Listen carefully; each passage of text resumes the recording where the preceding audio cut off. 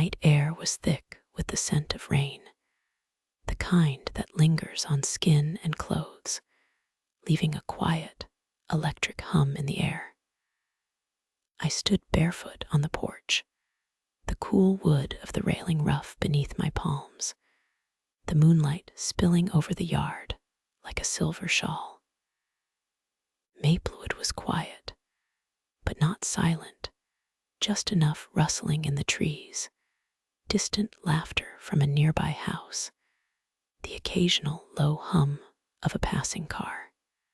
It was the kind of night that made you feel both seen and unseen, as if the world itself was holding its breath. I wasn't sure what I was waiting for. Something, someone. A shift in the rhythm of my life that had grown so familiar it had become a second skin.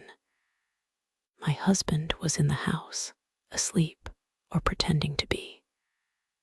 I had no way of knowing. We had not touched in weeks, months, even not like that. Not the way bodies are meant to touch when the world outside is silent, and the only sound is your own heartbeat, loud and urgent in your ears. I inhaled slowly, the damp air filling my lungs, and let it out in a hush.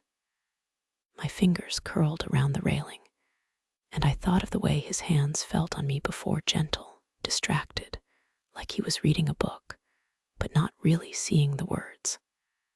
I had stopped trying to make him see me. Or maybe I had stopped trying to be seen. And then I saw him. A shadow at the edge of the yard. A flicker of movement behind the trees. My breath caught.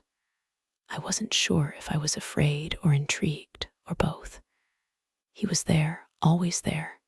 Mark, my neighbor, the man who lived 2 houses down, the one who always waved too long, the one who smiled at me when I mowed the lawn. I had never thought of him like that. Not really. But tonight, there was something in the way he lingered in the periphery of my mind, like a whisper I couldn't quite place. He stepped closer, the moonlight catching the edge of his face, his eyes dark and unreadable. I didn't move. I didn't speak. He didn't either. The silence between us was thick, like syrup, like the kind of quiet that makes your skin tingle. I could feel my pulse in my throat, the way my fingers tightened around the railing, the way my breath came a little faster now. He didn't say a word. He didn't have to. Something shifted in the air. A current, a tension. I didn't know how it happened, but suddenly I was not just standing there. I was stepping back, the screen door creaking behind me, the house cool and dark and waiting. I didn't look back, he followed, not in a rush, not with urgency, just presence. Like he had always been there, like he had always known. The house was quiet, the kind of quiet that makes you feel like you're being watched. I moved through it on instinct, my feet knowing the way even when my mind didn't. The hallway light was off. The living room was empty. The bedroom door was open. I stopped there, my hand on the doorknob, my heart thudding in my ears. I could hear the soft creak of the floorboards behind me. His breath, slow, measured, patient. I turned around. He was there, closer than I thought. His eyes were on me, not with hunger, but with something deeper. Something I couldn't name. I felt it in my chest, in the way my skin prickled, in the way my fingers trembled at my sides. I didn't move. I didn't speak. I just looked at him. And then I stepped into the room. I didn't know why I did it. I didn't know if I was chasing something or running from it. Maybe both. The door clicked shut behind me, and the world outside faded into a distant hum. He was there, just him, and me, and the silence that stretched between us like a thread, taut and ready to snap. I stood in the middle of the room, the moonlight spilling in through the window, casting shadows in the corners, soft and inviting. He moved closer, not fast, not slow, just there. I could feel the heat of him, the weight of his gaze, the way my body responded before my mind could catch up.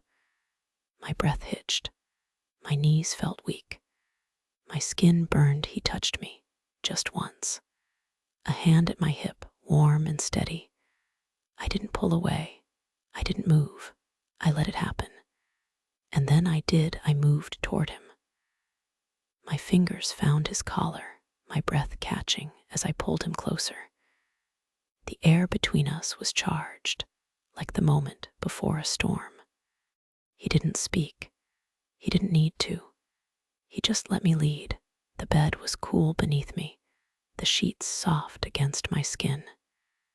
He was above me now, his weight gentle but certain, his breath hot against my neck. I could feel every inch of him, his hands, his chest, the way his fingers moved over me like they had always known where to go. I didn't think. I didn't question. I just felt. There was a rhythm to it, a slow, deliberate movement that made my skin tingle. My body responded without asking permission, my breath coming in soft gasps, my fingers digging into his back. I could feel the heat building, the tension curling in my chest, the way my legs trembled when he touched me just right. I didn't know what I was doing. I didn't know what I was feeling. I just knew that I wanted more. I wanted it all. I wanted to forget the name I had carried for years. I wanted to forget the life I had built. I wanted to be someone else for just a moment, someone who wasn't afraid, someone who didn't care. He moved with me, his hands guiding, his breath steady, his touch reverent. I could feel the pull in my chest, the way my body coiled tighter and tighter, the way my breath caught in my throat. I didn't speak. I didn't need to. Words would have ruined it. The silence between us was enough. And then it happened. It was like a wave breaking over me, slow at first, then crashing. I felt it in my chest, in my limbs, in the way my body shuddered and shook. I didn't make a sound. I didn't need to. He knew. He always knew. He didn't stop. He kept moving, his hands steady, his breath deep. I could feel him, the way he held himself, the way his body tensed, the way his fingers curled into my skin. And then he let go too. A quiet groan, a breath, a sound that wasn't quite a word, but something more. Something real. We stayed like that for a while, not speaking, not moving, just breathing. The room was quiet. The world outside was still. I didn't know what I had done. I didn't know what I had become, but I knew this. I would never be the same again. My name is Claire Bennett. I am 32 years old. I live in Maplewood, New Jersey. I have a husband who sleeps in the next room. I have a life that feels like it belongs to someone else. I have a secret that I will carry with me for the rest of my days. I don't know if I was brave or foolish. I don't know if I was right or wrong. I only know that something inside me shifted that night. Something deep, something real, and I wonder sometimes if he feels it too.